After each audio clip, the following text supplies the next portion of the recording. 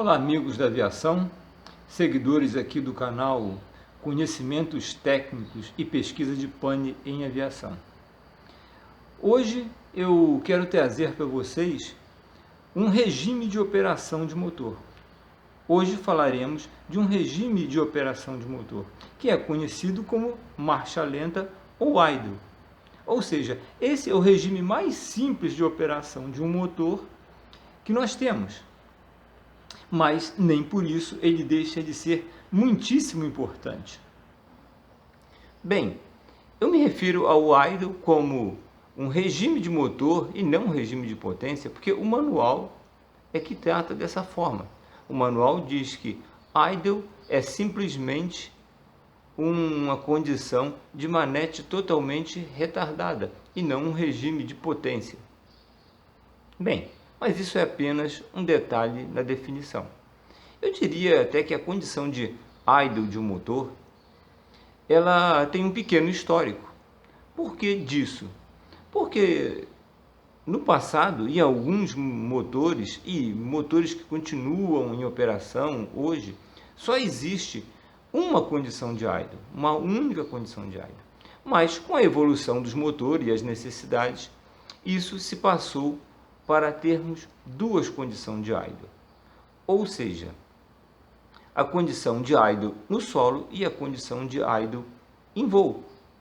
Então, como idle é apenas uma condição do motor em que a manete de aceleração está totalmente retardada, com essa manete nessa posição, no solo nós temos um nível de parâmetros de motor.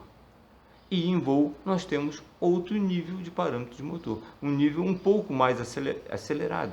Eu diria que a RPM do motor ela é acrescida de 10 a 15%. Isso não é um valor definitivo, porque isso varia de motor para motor.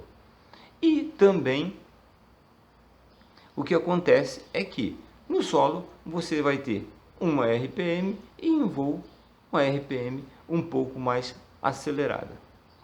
Como é que isso acontece? Isso é feito automaticamente, independente da ação da tripulação. Uma vez que a aeronave deixou a condição de solo e passou para a condição de voo, eletricamente o sistema é sinalizado de que está em voo. E um solenoide colocado no motor, normalmente na unidade de controle de combustível, esse solenoide é desenergizado quando está na condição de voo e o motor fica sendo ligeiramente acelerado para a mesma condição de manete, ou seja, manete totalmente retardada. Obviamente, que essa condição em voo só será percebida na aproximação, quando a manete for retardada. Nos outros regimes de potência do motor, a manete está à frente e a potência é bem maior do que a marcha lenta propriamente dita. Então, isso é percebido, isso é utilizado, isso só tem um efeito realmente na aproximação e no pouso. Essa marcha lenta de solo e de voo, ela recebe nomes diferenciados de acordo com o operador. De acordo com o construtor, melhor dizendo, não com o operador, mas de acordo com o construtor do motor. Por exemplo, alguns chamam de flight idle para marcha lenta de voo e ground idle para marcha lenta de solo. Outros chamam de approach idle para a marcha lenta de voo, de approach, e mínimo idle para a marcha lenta de solo. E ainda existe um terceiro, que chama de high idle para a marcha lenta de voo e low idle para a marcha lenta de solo. São apenas nomenclatura, confirmando aqui, nomenclatura do construtor, que aparecem no manual de manutenção. Mas nada muda na operação do sistema. Os sistemas são semelhantes, como eu acabei de dizer. No solo, um solenoide está energizado, fazendo com que o motor fique na condição de solo. E em voo, esse solenoide é desenergizado, assim que o motor deixa o solo, e aí ela já fica condicionada à marcha lenta de voo com manete totalmente retardada. Mas para que foi criado isso? E por que foi criado isso? Como eu acabei de dizer, isso vai ficar mais evidente na condição do pouso. A verdade é que a curva de aceleração de um motor, ela não é simplesmente uma reta, ela é a parte semelhante à de uma parábola. Ela começa num sentido e vai mudando a sua direção à medida que o motor vai acelerando. Em outras palavras, um motor, ele acelera muito mais rápido quando está num regime de RPM maior do que num regime menor. O que isso quer dizer? Que ele gasta algum tempo para poder acelerar durante o início da aceleração. E à medida que ele vai acelerando, a sua resposta vai ficando mais rápida. Por esse motivo, resolveu-se adotar essa questão de termos duas marchas lentas. Por quê? Quando a aeronave vem para o solo e toca a pista, começa a rolagem durante o pouso, o motor permanece na condição de fly idle durante 5 segundos. Esses 5 segundos dão condições desse motor ser acelerado e responder mais rápido ao comando. Por quê? Porque ele está num nível de RPM ligeiramente maior do que a condição de ground idle. Ele não retorna imediatamente para ground idle. O que é feito quando ele decola? Quando ele decola, tão logo ele deixa o solo, ele passa para a condição de flight idle. Agora, no pouso, ele tem um time delay, um retardo de 5 segundos. Logo, se durante esses 5 segundos for necessário uma remetida, um go-around, o comando do operador, do comandante, vai ser respondido muito mais rápido. Isso nós vamos ver quando eu apresentar aqui para vocês a curva de aceleração do motor. E ficará muito melhor entendido. Então, esse é o motivo principal de você ter a marcha lenta de solo e a marcha lenta de voo com manete, obviamente, totalmente retardada. A manete no batente T0. Essa marcha lenta de solo e de voo, como eu já falei, é algo que muda automaticamente. E nos motores antecessores aos motores FADEC, que já tinham duas marchas lentas, e também naqueles que só haviam uma marcha lenta, havia-se a possibilidade de se fazer um ajuste nessa marcha lenta. O manual de manutenção, ele nos dava esse recurso de você ajustar, de regular esse valor de marcha lenta, tanto de solo quanto de voo. E esse ajuste é até, porque existem motores, vários motores em operação, em que você pode fazer esse ajuste. Esse ajuste, ele também é usado para corrigir outras anormalidades, pequenas anormalidades que possam aparecer no motor. Não só para corrigir, auxiliar no tempo de aceleração do motor, como no tempo de estabilização do motor, de repente. Então, esses ajustes nos motores não FADEC, eles podem ser feitos. Já nos motores FADEC, isso é um motor totalmente autônomo, como nós já vimos aqui em outros vídeos. Eu até aconselho quem não viu o vídeo sobre a filosofia FADEC que assista esse vídeo para entender um pouco mais de como opera essa filosofia. Nesses motores, esse ajuste é feito totalmente pelo sistema FADEC. Ele analisa a pressão e temperatura do local onde está, condições de solo-voo, e aí ajusta a marcha lenta, faz a troca da marcha lenta automaticamente e não permite ajuste da manutenção.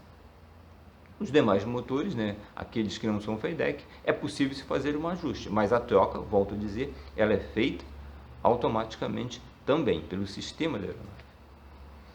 Bem, gostaria de pontuar mais uma coisa para que fique bem claro esse sistema. A condição de termos um motor em flight idle, ela permite que o motor acelere mais rápido, mas ela não garante. Ela é apenas um dos itens envolvidos na aceleração de motor, do tempo de aceleração do motor, na curva de aceleração do motor. Mas o programa de aceleração do motor, ele precisa estar bem ajustado, bem regulado.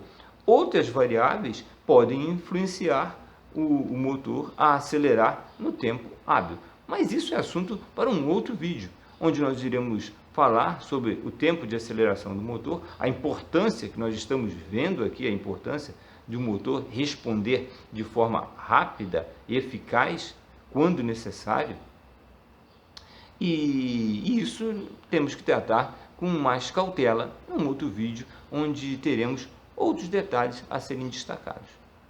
Bem, eu acho que assim nós possamos não ter esgotado esse assunto, mas temos uma boa visão do porquê ter a marcha lenta de solo, a marcha lenta de voo e dos motores, precisarem dessa resposta rápida à aceleração.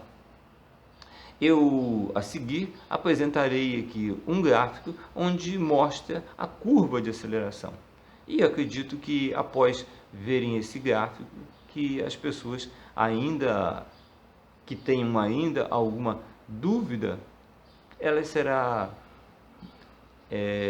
resolvida aqui. Porém, sintam-se à vontade para fazerem suas perguntas, para fazerem seus questionamentos e até as suas críticas, se forem o caso. Nada é perfeito e, como eu já disse, eu não estou esgotando esse assunto aqui. Detalhes podem ter passado e valem a pena serem comentados. No mais, obrigado, deixem o seu joinha e se inscrevam aqueles que não forem inscritos, porque temos muito mais para falar, não apenas em termos de motores, mas em termos de aviação no modo geral. E aos poucos terei esses vídeos para vocês. Muito obrigado e um bom dia a todos. Bem, aqui temos um gráfico que reúne RPM do motor e o tempo de aceleração do motor. Também está retratado aqui as condições de ground idle, flight idle e take-off. E essa é a curva de aceleração do motor. Obviamente que essa não é a curva perfeita, mas ela é bem similar ao que ocorre, ela consegue retratar o que ocorre com o motor durante a aceleração. Podem ver que da condição de idle até a condição de fly idle, que é uma diferença de RPM pequena, nós temos um tempo longo para o motor atingir essa condição. Entretanto, a partir da condição de fly idle, o motor responde com bem mais velocidade. E vocês podem ver o quê? Que uma grande RPM surgiu num pequeno espaço de tempo. Então, o que se deseja, na verdade, com a filosofia ground fly idle do motor, é justamente essa, que na necessidade de uma resposta rápida do motor, o motor irá partir inicialmente já da condição de fly idle, dentro daqueles 5 segundos que nós temos após o avião ter tocado o solo, antes dele retornar para a condição de ground idle. Então, isso mostra a importância do fly idle durante o pouso. No caso de uma necessidade, basta empurrar a manete toda à frente e o motor vai responder e atingir a condição de take-off ou de arremetida num tempo bem inferior. Se ele tivesse que partir de ground idle até ele chegar àquela potência, poderia não ser suficiente o espaço da pista, o tempo de arremetida do avião para atingir a velocidade e a potência necessária. Então, esse é um gráfico bem interessante que mostra uma curva de aceleração aproximada, visto que essa curva de aceleração também varia de motor para motor. Cada motor tem as suas características. O tempo mínimo de um motor atingir a condição de take-off é diferente de motor para motor, assim como as próprias potências são diferentes. Então, era apenas para isso que eu queria apresentar essa figura com esse gráfico, para que possamos ter uma noção melhor do que é a resposta, a relação de tempo de aceleração com o RPM do motor. Muito obrigado e até o próximo vídeo. Não se esqueçam de dar o seu like e de assinar o canal.